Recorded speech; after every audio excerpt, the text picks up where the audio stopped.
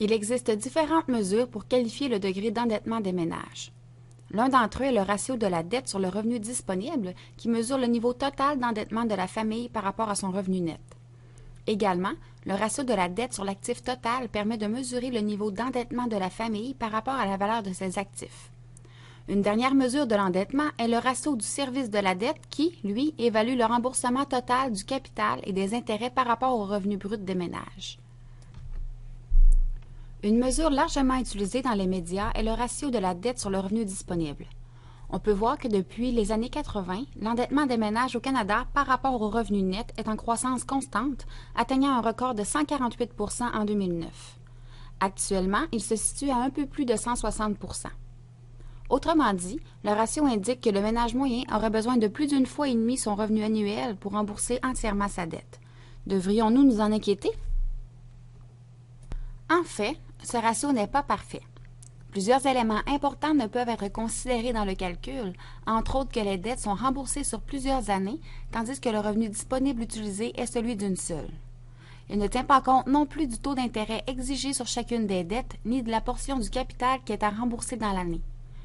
Également, ce ratio ne fait pas la distinction du type de dette contractée par les ménages, c'est-à-dire les bonnes ou les mauvaises dettes. Le niveau total des dettes n'est pas le facteur le plus important afin d'évaluer sa santé financière.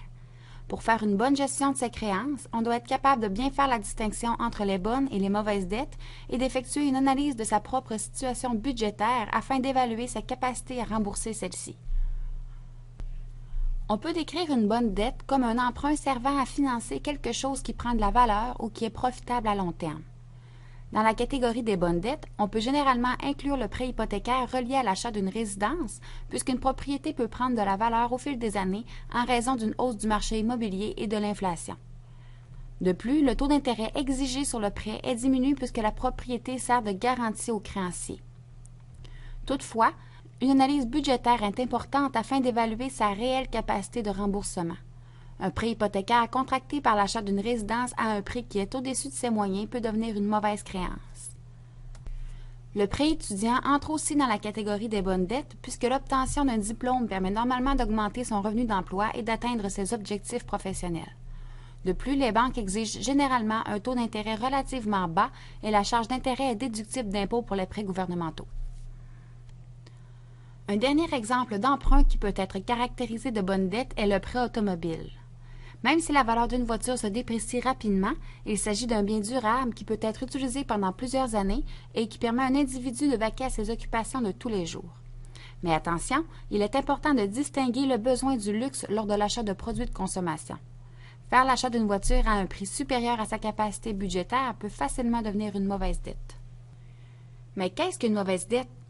Lorsque nous empruntons pour acheter quelque chose qui n'a une valeur qu'à court terme ou pour lequel nous sommes incapables d'effectuer le remboursement complet à temps, il s'agit d'une mauvaise dette. On peut penser par exemple à un emprunt pour financer des vacances, à l'utilisation d'une carte de crédit pour payer les dépenses courantes ou bien pour payer les factures. L'accessibilité croissante du crédit à la consommation peut encourager ces types de mauvaises créances.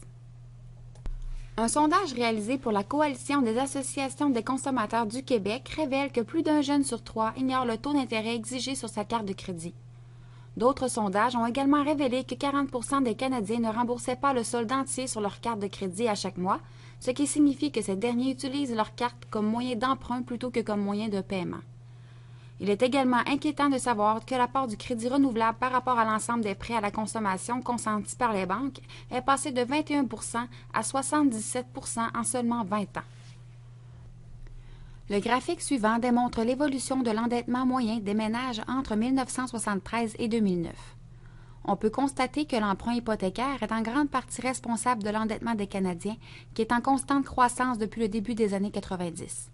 Selon la Banque du Canada, deux principaux facteurs ont contribué à la croissance de l'endettement des ménages des dernières années. Notamment, la hausse du revenu moyen combinée à une diminution des taux hypothécaires ont facilité l'accession à la propriété, ce qui explique l'augmentation du crédit hypothécaire.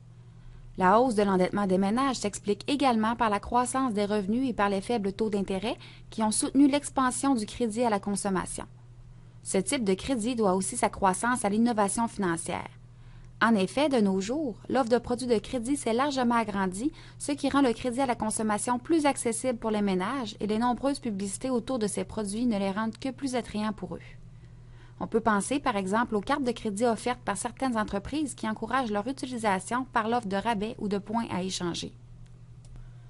Comme nous l'avons vu précédemment, une deuxième façon de mesurer l'endettement des ménages peut se faire à l'aide du ratio de la dette sur l'actif, qui met en relation les dettes des ménages et ce qu'ils possèdent en contrepartie. On remarque que ce ratio atteint son plus haut niveau en 2009.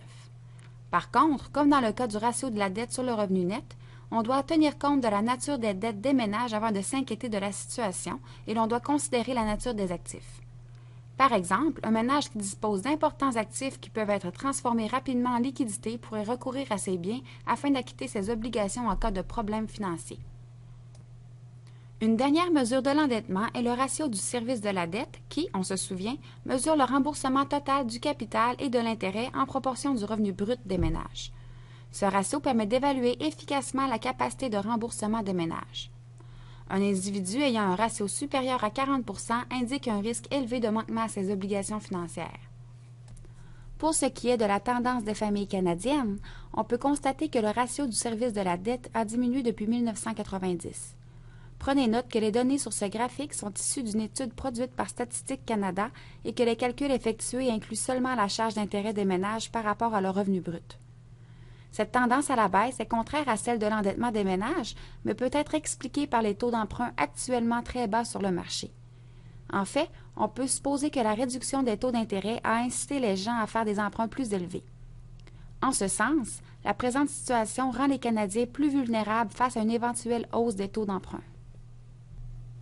Le crédit à la consommation n'est pas mauvais en soi, c'est plutôt l'usage que l'on en fait qui peut devenir problématique. Peu importe que l'on associe un emprunt à une bonne ou à une mauvaise dette, il n'en demeure pas moins qu'il s'agit d'endettement. Donc, quel que soit l'achat que vous souhaitez faire avec un emprunt, vérifiez tout d'abord si vous êtes en mesure d'assumer les paiements qui y seront associés. Bref, prenez le contrôle de vos finances et soyez responsable lorsqu'il s'agit de crédit.